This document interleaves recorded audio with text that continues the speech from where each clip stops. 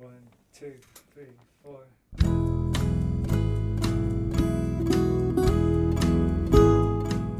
Hello, you're listening to the SKYLIT Books podcast series.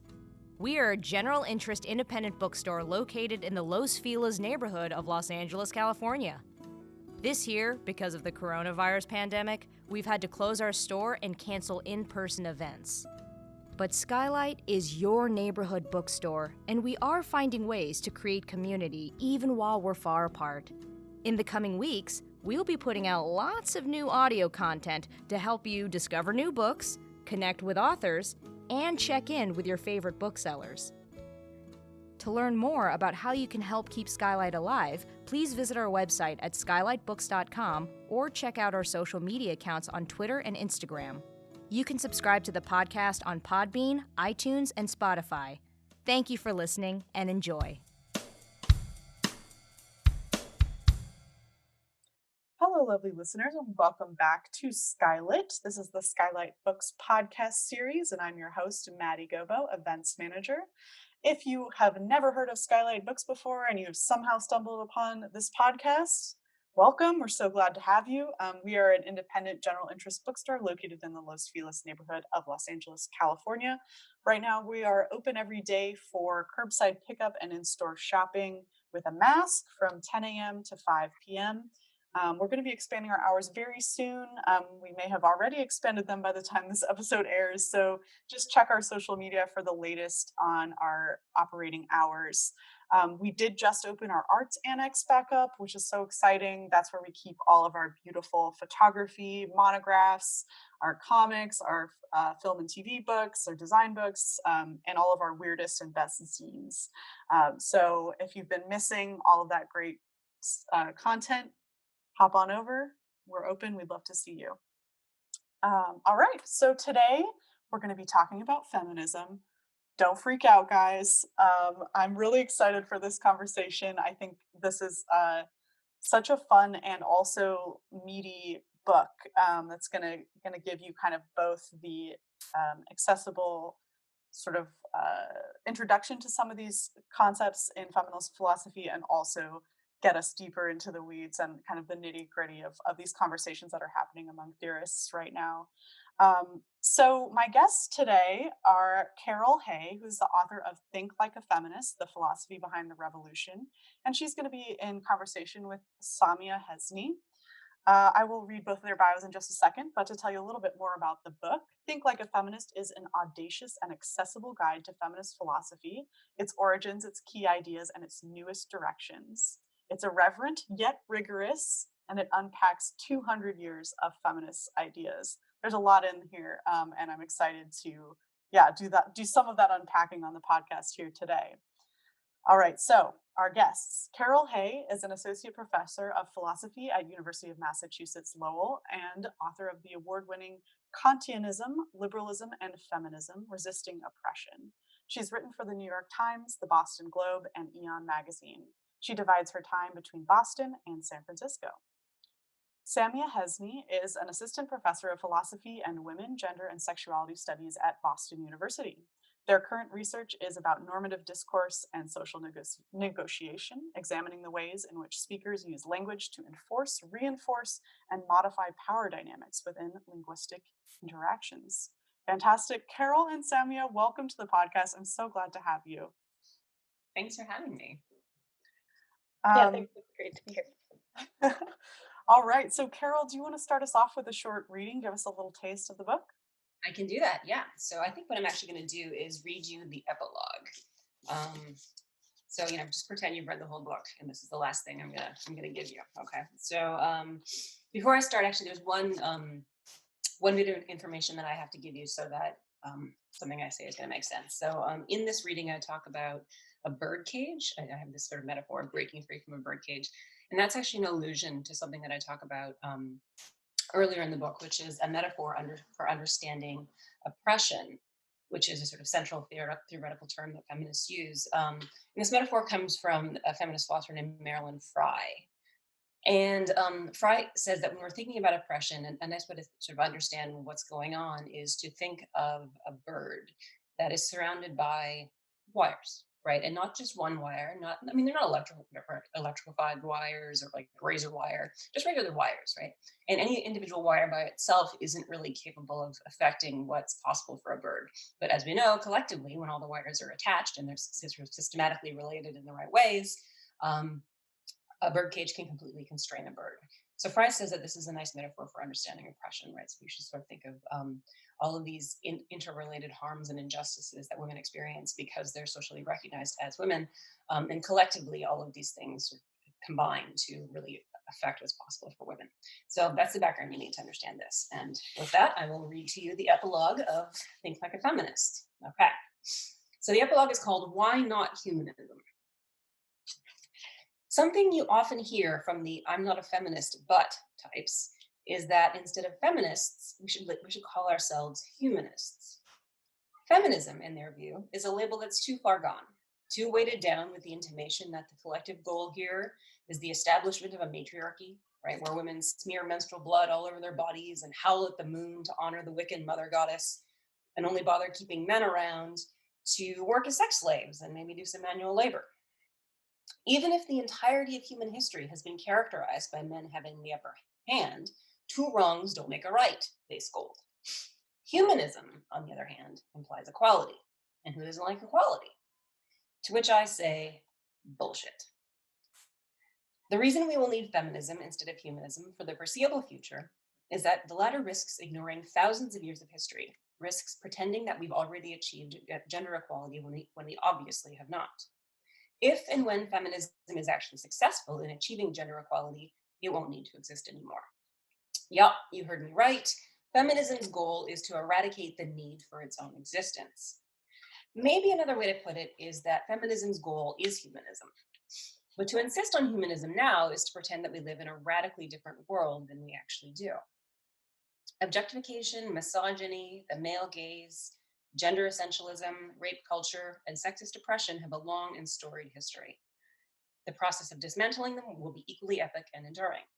The patriarchy will not be overthrown in my lifetime, or my daughter's, or her daughter's.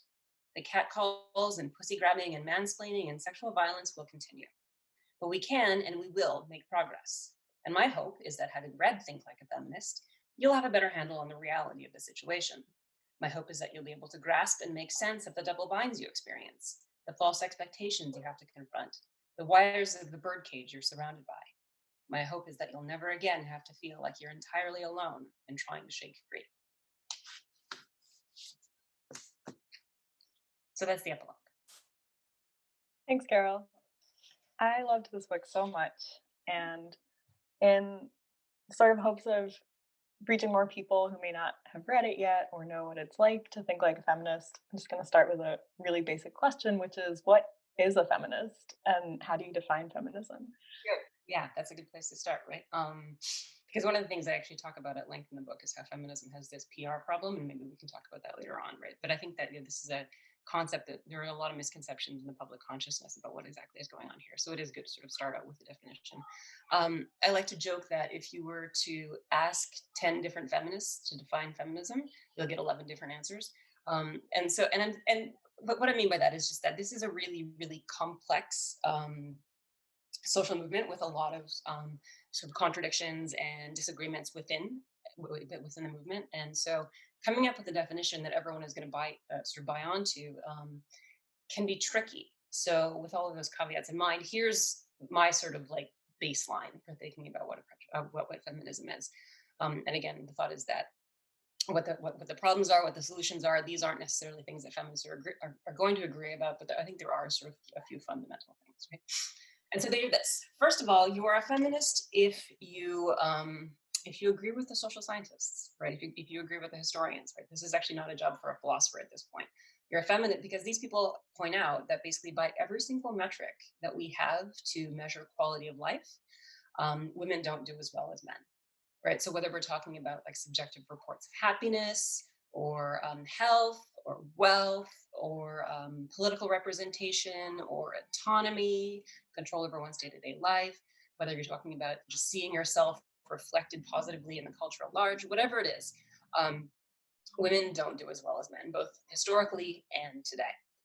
So you're a feminist if you agree with those facts, right? Those are just descriptive empirical facts, right? They're not up for grabs really, unless you want to just not agree with science, right? So you're a feminist if you agree with the scientists about those empirical facts. And then there's a second claim, which is that this is a bad thing that can and should be changed, right? So this is where philosophers can sort of start talking, because right, you might think that it's true women don't do as well as men, but that's just because they're sort of inherently inferior creatures, and that's why they don't do as well. But if you don't think that, if you think no, there's something else has to explain the fact that women aren't doing as well, and we can change this, and we should want to change this, then you're probably a feminist. And the third plank I'd like to build into this definition is to point out that there are sort of certain methods that we have for tackling this problem that actually feminism hasn't historically been very good about, that most contemporary feminists now are sort of getting on board with. And the thought here is that we can't that the oppressions that women experience because they're women are inseparable from the injustices and the harms of other kinds of oppression, right? So whether it's racism or classism or homophobia or transphobia or ableism or a whole host of other sort of oppressions, the thought is that you can't tackle the problems of sexism without simultaneously trying to tackle these other problems, because if you do, what you end up doing is sort of entrenching these other harms, right? So a kind of concrete example of that, one that I discuss in the book, comes from a classic second wave feminist named Betty Friedan, who many people have heard of, right? So she wrote this groundbreaking book, The Feminine Mystique. Actually, amusingly enough, she had the same publishers as I did. So The Feminine Mystique was also published by Norton. And she famously wrote about the problem that has no name. That's what she called it. And the problem that has no name is this, basically this ennui and boredom that rich, usually white American housewives were experiencing in the sort of late 60s, early 70s, right? So the thought is that this was a sort of wealthy time in America, and these women were being told that like they should be happy being housewives, they should be fulfilled doing this, with their new technology like washers and dryers and these sorts of things, and of course many of them were actually quite miserable and quite bored and quite unfulfilled by this life. And so Friedan wrote this book called The Problem That Has No Name, or called The Feminine Mystique, where she talks about this problem that has no name. And she's sort of giving these women a voice and a sort of tool to talk about the shared experience that they were having. This is all very fine and good, right? But she really, really did make it sound as if this was the worst thing that could happen to a woman, right? That she could be a bored leisure class housewife who was, sort of underappreciated by her husband and not, using her fancy liberal arts degree for anything interesting. Right. And of course, we know that the world is a lot worse for a lot of other women, including the underpaid women of color that these white women were often hiring to do the domestic work that they found unfulfilling. Right. So again, so if we look at the history of the feminist movement, we see a lot of mistakes like this, or a lot of instances of relatively privileged women using their social privilege to have their voices heard, but then pretending as if their problems were the only ones or the most important, or these sorts of things, right? So I think that feminists today recognize this, this sort of history of mistakes, and they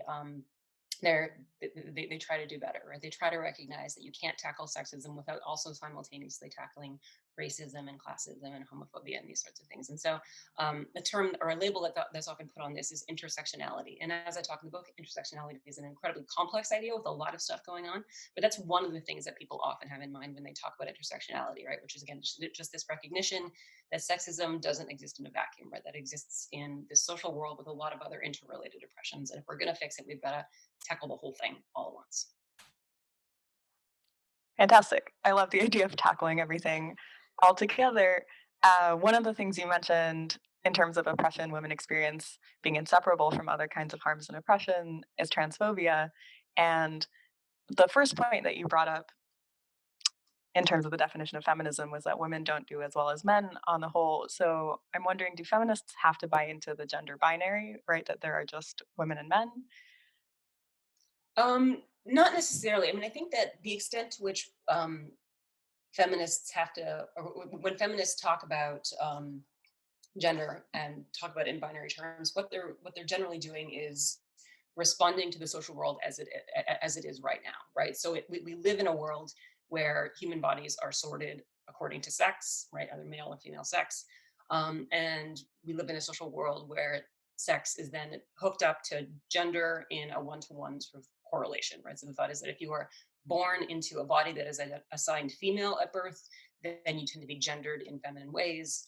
No, such if you're born into a male assigned body, you're usually gendered in masculine ways. And the trans experience is what shows us that these things can and probably should come apart, right? And that this is just it's a oversimplified way of understanding a biological and a social reality that's just vastly more complex. And so again, this is one of the bits of progress that we've really seen from feminists probably in the last, I would say, 20 years at most, sort of theoretically, where feminists really are sort of starting to understand the experiences of trans people, and that's actually teaching us something about the experiences of everyone, right? So the thought is that trans people show us that, and people who theorize about trans experiences, they show us that who we are, how we identify. These are far more complex than we might usually think of them if we're just sort of following sort of conventional social scripts. Yeah, that makes a lot of sense. So there's this class of people who call themselves feminists, but also call themselves, but are also trans exclusionary, right? Trans exclusionary, quote unquote, radical feminists. Are they feminists? So in part, I think, I don't know if it's useful to necessarily get too grouchy about boundary policing here, right? If they want to call themselves often the preferred term is gender critical feminists. And gender critical feminists are a particular brand of radical feminists who think that trans women are not women, right? So they exclude trans women from womanhood. And probably the most famous TERF these days is J.K. Rowling, right? Who is, spilling a lot of ink and using a lot of her public profile for purposes that are, from my point of view, really pretty regressive and pretty horrifying, right? So she's of the view that trans women are not women, right? That they are, men dressed as women, and that they are. She's throwing fuel on what people sometimes call the bathroom wars, right? Which is the idea that cis women, right, women who are assigned female at birth and identify as women, that cis women are somehow endangered by letting trans women use public bathrooms, for example, or that they're justified in not feeling safe if a trans woman is using a public bathroom. But of course, the crimes or the harms that TERFs point to in the bathroom wars actually don't exist, right? There are almost no instances of people who are assigned male at birth using the space in a public bathroom to assault a cis woman, right? And so it's a sort of made up crime and it's a made up harm, but they're using the specter of this to really double down on certain understandings of what it means to be a woman that are really problematic. I mean, and they're problematic from the point of view of actually harming trans women, right? Because trans women actually experience as much, if not more, sexual violence and gendered violence than cis women do. And so as feminists, we should be concerned about that. But instead, TERFs actually say that, that whatever harms befallen these people aren't harms that feminists should be concerned about.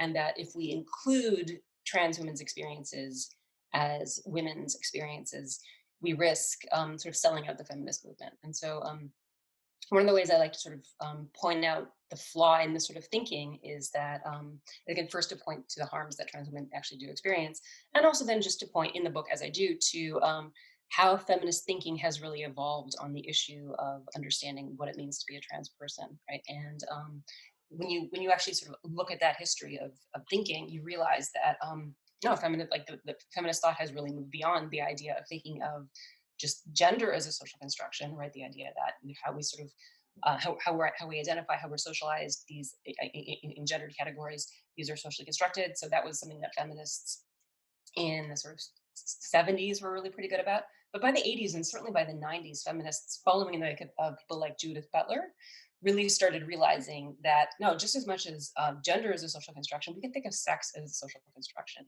And what we mean by that, according to Butler, is just to sort of realize that when we look at a human body, which characteristics or features of that body that we pick out as sort of socially relevant, that itself is a political decision, right? That's a decision that carries with it certain sort of power structures that in Butler's word, right? So thought is that we look at bodies and say, okay, so whether this thing, this infant, has something that we think looks like a penis, that's really, really socially relevant. And again, we could see that in things like those, those goofy gender reveal parties where people keep burning stuff down with their silly fireworks, right? And of course, we see it when we're interacting with people on a day-to-day basis, right? We see that whether what genitalia someone is presumed to have is supposed to be really, really socially relevant, right? And we can compare that to things like shoe size or eye color, and like it's just true. These are objective facts about a person's body, but they're not objective facts that have a lot of social meaning, right? And so what Butler has us start to do is to sort of think about, well, why do we care so much about someone's genital configuration, and why is that supposed to carry so much social meaning, right? And ultimately, the answer is going to be that. And also, and one more thing to add. If we add into the realizations that we've had from biologists, which is that it's actually an oversimplification to think of the human body as coming in only two sexes, both either male or female, right? So the idea that sex is binary, that's an oversimplification of our biological reality. Again, human beings don't come in just two sexes. There are intersex people. There's a wide variety of intersex sex conditions. So there's just variation in human chromosomes, there's variation in human hormones, these sorts of things. And all of this sort of like adds up to the realization that the world is just a lot more complex than pink and blue. And once you see that, then you can start to sort of realize that how we're sorting human beings serves particular purposes, and those purposes aren't usually feminist ones. They're usually purposes that combine like wires in a birdcage to systematically keep people who are identified as women oppressed. Yeah, what I'm hearing here, a theme in your answer to this question and the previous one, is that it seems like feminists are just good at listening to science. It's nice. The beginning of your answer to my question also reminded me of this passage in the oppression chapter of your book, where you talk about the basement analogy for intersectionality that Kimberly Crenshaw gives us, where there's a hatch door at the top of the basement, but feminism historically, instead of focusing on helping the women who need help the most, anti-oppressive movements have concentrated on getting people who are closest to the exit hatch out. Do you think feminism has gotten better at this over the years? It sounds like you're optimistic about this, and you've given us some reasons to be optimistic. Do you think we're going to keep going in a positive direction? I hope so. Yeah. I mean, I do think that this has been a sort of like 2 steps forward, 1 step back sort of kind of progress, right? So I think right, it started when white feminists realized that they really actually needed to listen to Black feminists of color, and not just pretend that the experiences of privileged white women were the experiences of all women, right? And so I think that again, and so even the concept of intersectionality itself, right, came to us from a Black feminist, Kimberly Crenshaw. And yeah, I do see feminists making progress, and I think actually one of the frustrations I experience is realizing that there are people who want to write feminism off as this sort of like dated movement that was maybe relevant in the 70s or 80s, but we've moved beyond that now, and we should think about the social world in different ways. And I don't think we're done with feminism yet. I think again the stats don't bear it out, right? People who are identified as women still don't do as well. And so given that, I think that we still need these theoretical structures. That said, I think it's important, and it's something I spent a lot of time on in the book, is really being honest about the mistakes that feminists have made in the past, because unless we're really, really just brutally honest about it, we're going to keep making them. And what that often looks like is a sort of admonition that someone who's a feminist really needs to constantly check her privilege. I know that's kind of a cliched phrase, but it's true, right? One really needs to think about the ways that her experiences of the world aren't necessarily representative. And the thought is that ultimately what we should be concerned about is helping all women, not just women like me, or not just relatively privileged women. I don't know, someone gave me an example a couple of weeks ago of apparently in the time of chattel slavery in the American South, there were some women who were able to use, some white women who were able to use their access to slave labor to start businesses and do things that otherwise wouldn't have been socially acceptable, right? So they were sort of use their Black slave women to sort of participate in the economy in ways that were sort of revolutionary or progressive, at the time. And so the question I was given was, well, isn't this feminist, right? That these white women were able to sort of act in ways that only men were usually allowed to, and so isn't this a sort of feminist victory? And I want to say no, that's not what feminism is, right? So if your view of feminism is just how do we help individual women succeed in a man's world, then maybe that would count as feminism, and that's certainly been a definition of feminism for many people throughout the history of the movement. But again, where we're making progress now is I think we're realizing that something only counts as feminist if it actually helps all women, not just relatively privileged women. And so if you have this sort of different framework, you can see, that like it's not feminist if you're using black women and enslaving them and enforcing them to do things against their will. That's not feminist, right? And so I think that when we realize that if we claim to be concerned about justice, right, which as feminists we do, justice should have us care first and foremost about people at the margins of society, people who are the least privileged, not and those aren't going to be the people with the social power to make their concerns known, right? They're not going to be the people with the social position to have their concerns be listened to.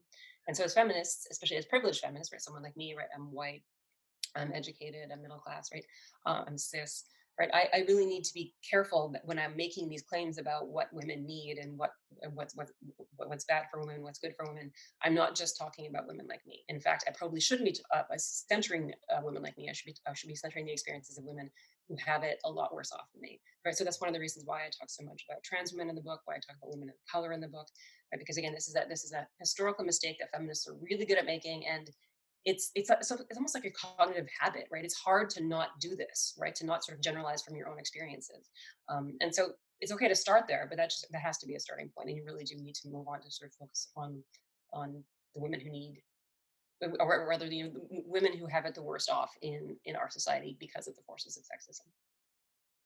Yeah, good. I really like the point about checking your privilege as a first step. It seems like very clear, very actionable. What sorts of things do you think happen when privileged women check their privilege? I think so. It's funny. I was trying to think about slogans for the different waves of feminism.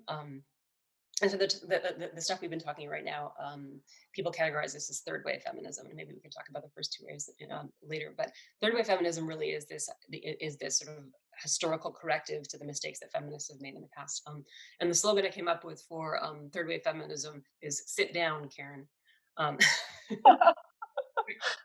it's quick. You should be able to remember it, right? But again, the thought here is that we really do need, white women especially, right, privileged women need to just listen, need to stop swooping in thinking we've got all the answers, and we really just do need to listen. I think it's and again, this is one of those situations where in some ways I'm optimistic, right? What happens when we sit down and listen? Well, then we have Tarana Burke, right, a woman of color, who gives us the Me Too movement, right? That's what happens when we sit down and listen, right? Of course, then the movement itself has now been taken over by many people will claim that the movement has been taken over by white women, and again, women of color's concerns are being brushed to the margins. But again, that's that 2 steps forward, 1 step back sort of thing, right? So again, so if we actually just listen with an open mind to women who we know don't have it as well off as we do, we both stand to make the world better for all women, but we also just stand to learn a ton about the world as it is, right? So one of the points that intersectional feminists make is that the people who are at the margins of a society are in many ways best positioned to know the most about what's wrong with that society, right? What's unjust about that society, right? In part because they have no reason to lie to themselves about the status quo being any better than it actually is, right? And there's no reason for bad faith there because they know that they're being screwed over by society, right? So that actually puts them in a position, epistemically, as philosophers would say, to actually be able to figure out what the problems are and to point towards solutions because they're very clear-eyed about what's wrong with the world, right? Whereas a woman like me, right, again, who's like I for example, I don't have a lot of reason to get real critical about the class structures in society because I'm doing pretty well, right? As a professor, I have a salary, right? I'm not worried about like paying my rent next month, these sorts of things, right? And so that might make me sort of less inclined to be as critical as I probably should be about how class systematically oppresses large swaths of the population, right? Things like that. Yeah, that's really helpful. And you mentioned talking more about the first 2 waves of feminism. I'd love to hear more about that. There was so much interesting stuff happening right now. I feel like we're working backwards, but why not Why just not? both around. Let's do it. Yeah. So again, so these feminist historians generally sort of carve up the movement into three waves. And I should start this with a caveat because everyone sort of agrees that this wave metaphor is useful for sort of understanding the history of the feminist movement, but everyone also recognizes that it's got problems, right? So one problem with the wave metaphor is that it can lead you to think that as one wave crests and finishes, the next one starts, then all of the goals of the first wave have been achieved, and as we'll see, that's not true, right? And again, it tends to sort of focus on the experiences of some women at the expense of others, these sorts of things. It tends to pretend that that we've solved things completely and we haven't. But let me give you some concrete. Let me everything. Edit that. Sorry. Okay. All right. So the first wave of feminism is generally regarded as starting around sort of the late 17th century, early 18th century, and basically what we saw is that we saw uh, thinkers, people like Mary Wollstonecraft and then John Stuart Mill, Harriet Taylor Mill, people like that, taking these Enlightenment ideals, right? The idea that everyone is, all men are created equal, right? What's written into the U.S. Constitution, right? The idea that all human beings are equal, right? That we shouldn't have a sort of social hierarchies like a monarchy or feudalism. And instead, we should have this, this sort of democratic equality where everyone is an equal citizen. And so those ideals were basically sort of taken and given a feminist spin by these early feminist thinkers who pointed out that women have the same thing that men have that makes them appropriately thought of as equal citizens, right? The thought is it's our rationality, it's our ability to sort of set and pursue our own ends, to pursue our own life projects, right? And women have just as much of this rational capacity as men do, and therefore women should be able to participate as full and equal citizens. The slogan for this is basically let's get the legal stuff sorted out, right? Because that's what these first wave feminists really wanted to do. They wanted to pass laws that would allow women to vote, right? So we saw suffrage, right? They wanted to pass laws that would let women own property, right? So these sort of like the kinds of things you can write laws about. These were the successes of these early feminists, right? Because now women can own property, right? Women can vote, these sorts of things. That's why all women right now are going to be voting, right? Right. I think when this podcast airs, it'll be still in voting season. So please, everyone, vote. And so this is a victory that we can thank first wave feminists for. And so the first wave kind of chugged along, at least in the Western world, for a couple of hundred years until around the mid 1900s, around 1950. It was actually 1949 that Simone de Beauvoir published *The Second Sex*. And Beauvoir is an existentialist philosopher, well known in her day. And she actually used existentialist philosophy to argue that women were being held back by certain forces of socialization, right? So at this point, women could vote, women could own property, and they had been for at least a generation or two. And yet Beauvoir and other feminists saw that women still weren't doing as well as men. And so the thought is, if it wasn't just all of these legal things that were holding women back, there must be something else that explained why women still weren't doing as well as men. So Beauvoir started this trend of looking at these social factors, looking at the forces of socialization, looking at all the stuff that you can't legislate how individual people treat each other, right, when it comes to gendering each other or having these expectations of what people are going to be like or what people should want to do. You can't write laws about this stuff, but these gendered expectations can have a huge effect on how someone's life is going to go. So that's really something that second wave feminists spent a lot of time looking at. And that happened all the way through from the 50s all the way probably to the 1980s, I would say the mid 1980s. And that's when we first started getting some articulations that would then later turn into third wave feminism. And that again, we have women of color to thank for that, right? Women of color, not straight women, right? Lesbian women who argued that, again, as we were talking about earlier in the podcast, that these that when we're criticizing these forces of socialization, we need to look at all women's experiences, not just privileged women's experiences. And so those are the three waves. I don't know. Sometimes people talk about fourth and fifth waves. I have to be frank, I'm not really sure what they're talking about. I think that at this point, like these definitions of what comes after fourth wave, whether in post-feminism, I'm not on board with that. I think that the wave metaphor works after the three waves. I think that there's pretty basic consensus that this is how we should understand the history. I think after that, it gets a lot messier, and I'm not willing to grant that that we're in a fourth wave or a fifth wave or these sorts of things. I think again, the battles of all three waves are still being fought in various places around the world, but also I think we are probably just really still firmly in the third wave in terms of understanding theoretically where feminism is going.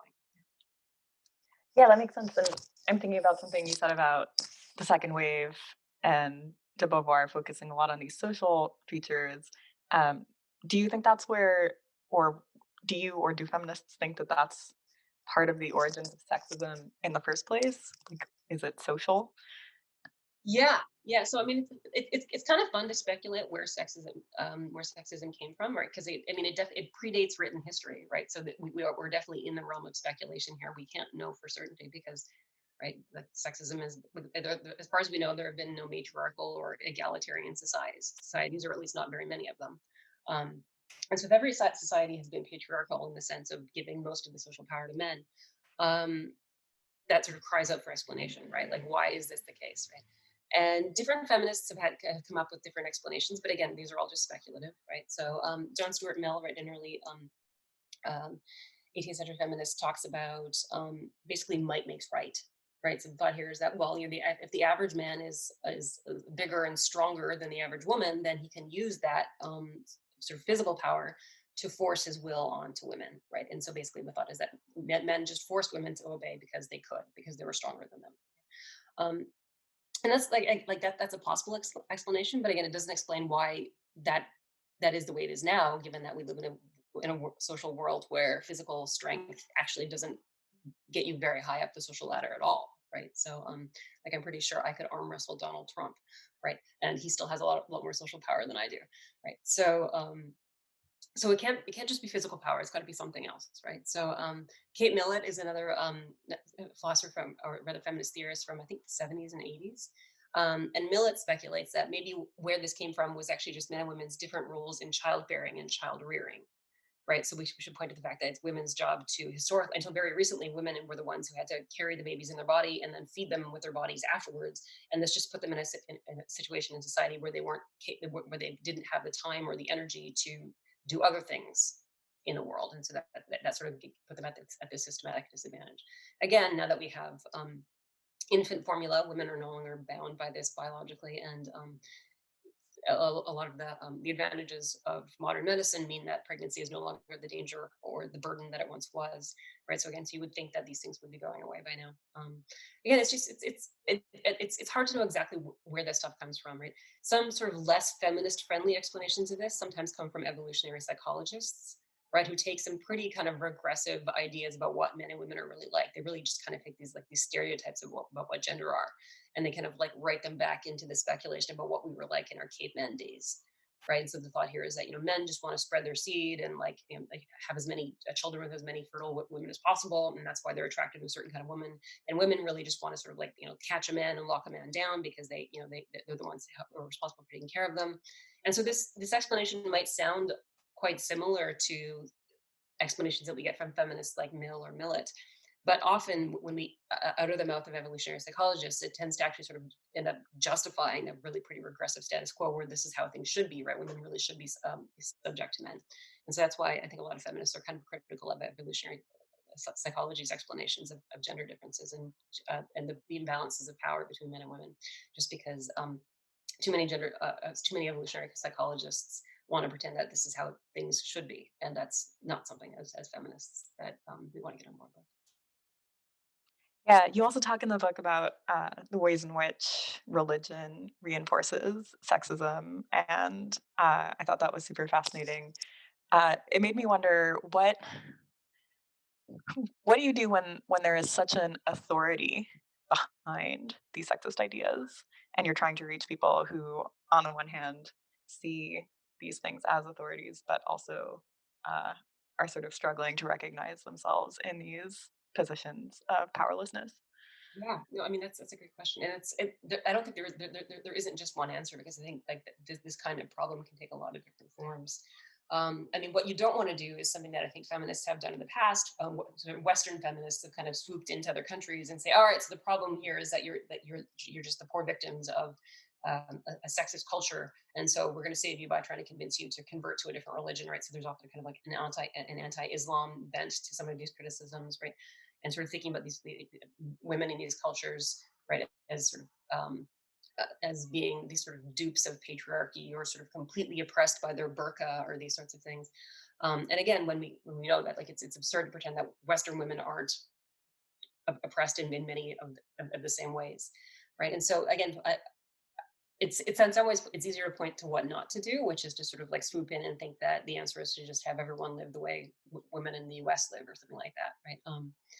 But when it comes to actually sort of getting people to see the problems in their own lives, I think again, like I think people are pretty good at recognizing what's fair and what's not, right? When they're given the chance, when they're given the chance to really sort of reflect on what's open to them, when they're given the opportunity to see other ways of life. And I think when you do that, I think women can figure out for themselves when they're oppressed. And it's not the job of feminists to kind of come in and start finger wagging, right? It's much more the job of feminists to point out all of these unfairnesses and give individual women the chance to decide for themselves what they want to do about it. Yeah, good. The finger wagging feminist reminds me a bit of the stereotypes that you talk about in your book of feminism that you try to dismantle. Can you tell us more about those? Oh yeah, definitely. Yeah, and so the reason I actually spent like an early chapter, the entire chapter is called the F word, right? And I just straight up admit, I opened the book, I'm like, yep, listen, I get it. Feminism has a PR problem, and I think this is in part like a little bit the fault of feminists, and a lot the fault of society. I think the reason feminism has a PR problem is because if we can cast feminists in certain ways, then we don't have to take them seriously. And if we don't have to take them seriously, then we don't have to consider the possibility that they might be right, that the world really might be really unjust towards women, and that maybe we should probably change it. Right? So I identified these two main stereotypes that I think often pop into people's heads. Like the first thing that you think of when you think of feminist, and in many cases, I think it's one of two things. And both of these stereotypes are kind of caricatures that are like rooted in reality, but they're kind of like, but they're twisted in certain ways. And again, they're twisted in a way that makes it such that we don't actually have to take feminism seriously. We don't have to. They manage to defang feminism of its radical potential in very different ways. So the two stereotypes. The first one is the angry feminist, and the angry feminist, right? She's just, she's grouchy, and she has like bad hair, and she wears Birkenstocks and unflattering clothing, and she's definitely not feminine, and she's very, very bitchy, and she's opinionated, and she's I mean, to be clear, these are all like most of my favorite people that this describes them. But right, but it's also like this is a stereotype that pops into a lot of people's heads, or that she's just really, really angry. She just can't take a joke, right? She probably just needs to get laid by a man, of course, right? And the reason I think that many people think of the angry feminist when they think about feminism is because we don't like anger in women, right? Anger is this emotion that, despite the fact that we like to sort of characterize women as these irrational, emotional creatures, the one emotion that they're not allowed to have is anger. Right? And so Bell Hooks, a Black feminist, actually points out, right, that this works also for Black people and people of color, right? That we characterize these people as emotional, but the one emotion that they're not socially allowed to have is anger, because anger is the one emotion that might actually get shit done. Right, anger is the one emotion that can really kind of motivate social change, and so of course we don't allow anger in these groups of people. Right, when a cis white man is angry, well, he's just righteous, right? He's really determined, and like he really must know what's going on, right? Whereas when a white woman, or especially a woman of color, or even a person of color, right, is angry, right? We use that as all the evidence we need to write them off. Right? We don't have to take them seriously because they're angry or they're not being rational and cool-headed, right? Even though like the very same behavior in a white man would be perceived as being rational and cool-headed, right? And so yes, being a feminist is a stereotype that we often have, precisely because we don't have to take if we can write them off as just angry bitches, then we don't have to take seriously the thought that maybe their anger is justified. Maybe they actually have something to be angry about, and maybe we should be listening to what the sources of that anger actually is. Right. So I talk a lot more about this in the book, again, about how these rejections of angry feminists sort of look differently for different for men and women. Like men and women respond differently to the angry feminist, but it's both a sort of it's a negative reaction. And then I talk about the second stereotype of feminists, which is the girl power feminist. Right. And so the girl power feminist is someone, I think even people who might identify as feminists might often think of feminism as the girl power feminism. And right, girl power feminism looks like leaning in at work, right? It looks like, like I mean, back in when I was in when I was a kid, it was the Spice Girls, right?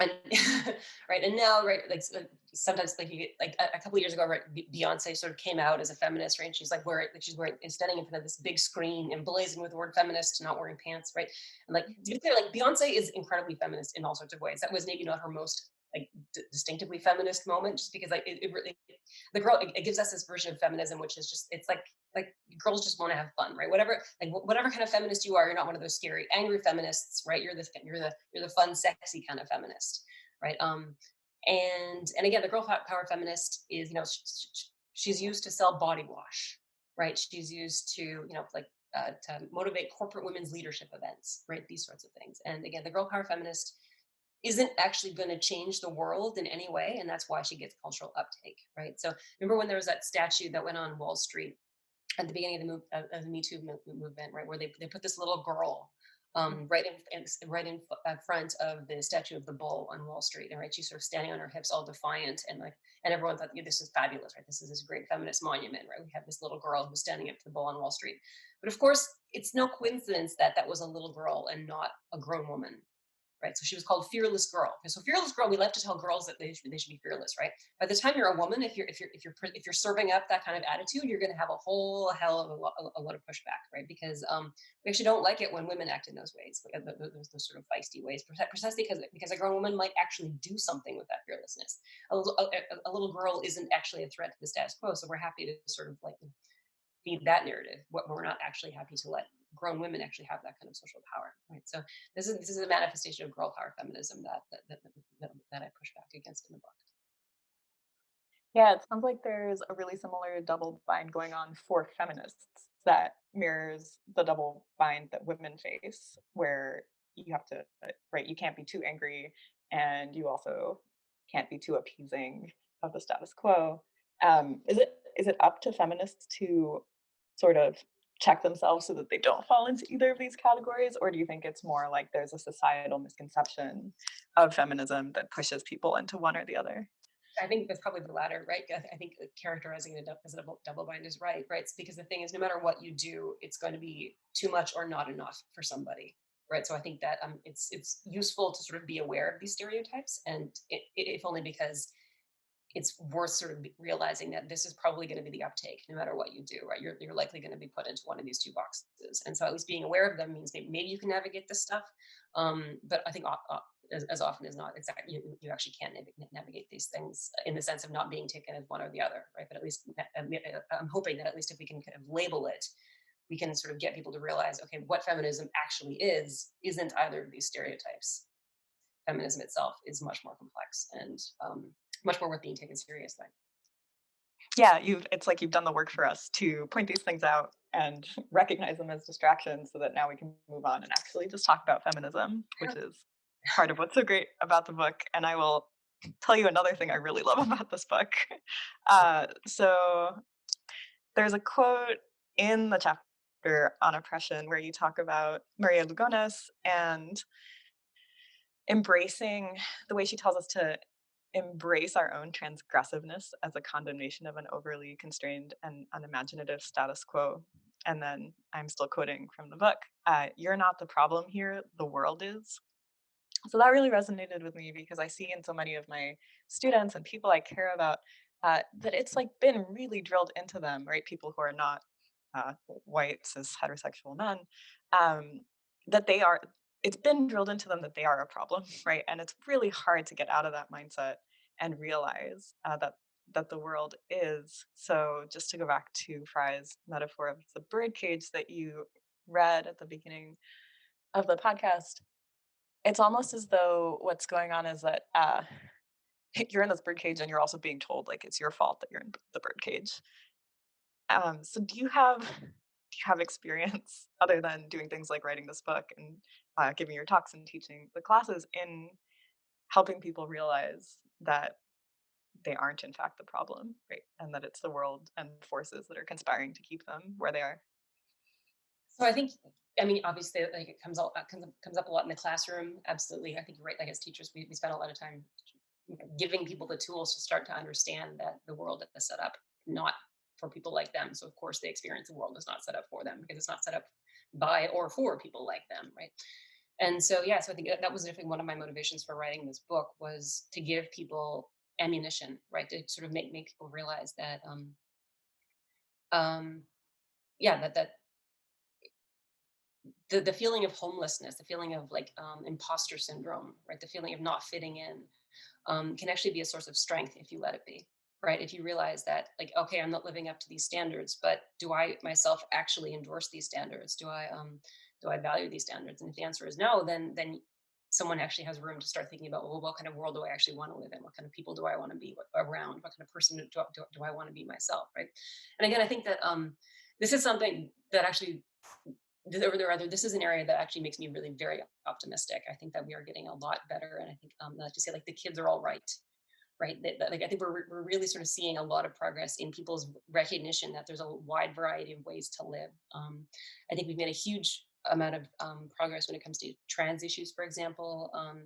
Issues of sexuality. It's a lot easier to not be straight now than it was even when I was growing up, right? It's a lot easier to not or to be trans now than it was when I was growing up. Which is not to say it's easy to be queer, or it's easy to be trans, not by a long shot, right? But it's a lot easier, right? There's just a lot more cultural recognition of these as valid ways of life, and I think that we're going to be all the better for it, sort of socially and individually. I think that there's a lot to learn, and again, goes back to something I was saying earlier in the podcast, that if we actually just listen to people that that are generally on the margins of society, we actually there's a lot we can learn about different ways of living, right? And I think that the queer community has been a huge source of inspiration for this. I think the trans community is a huge source of inspiration for this, right?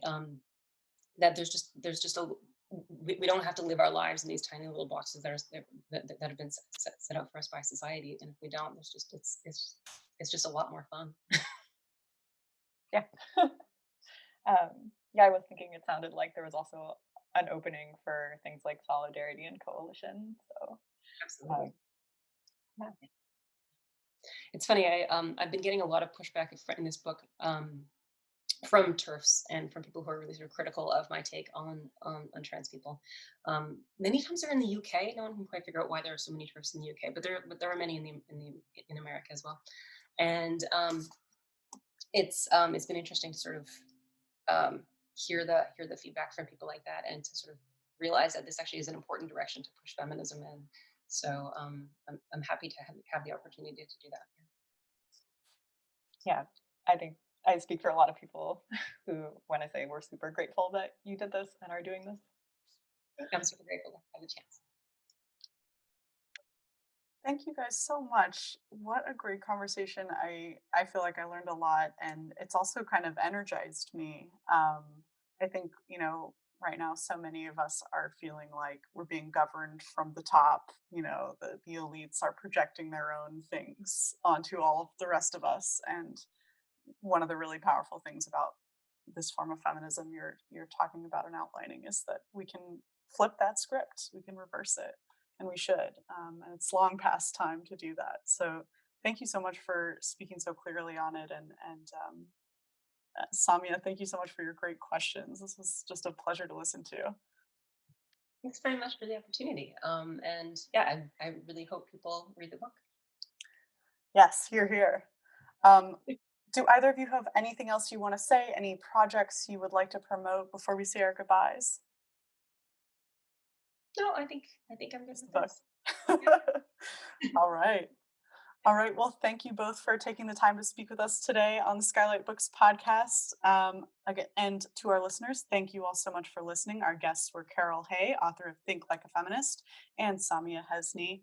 I hope you both have a great day. And listeners, stay frosty, stay reading. We'll catch you on the flip side. Thank you for listening to the SKYLIT Books podcast series.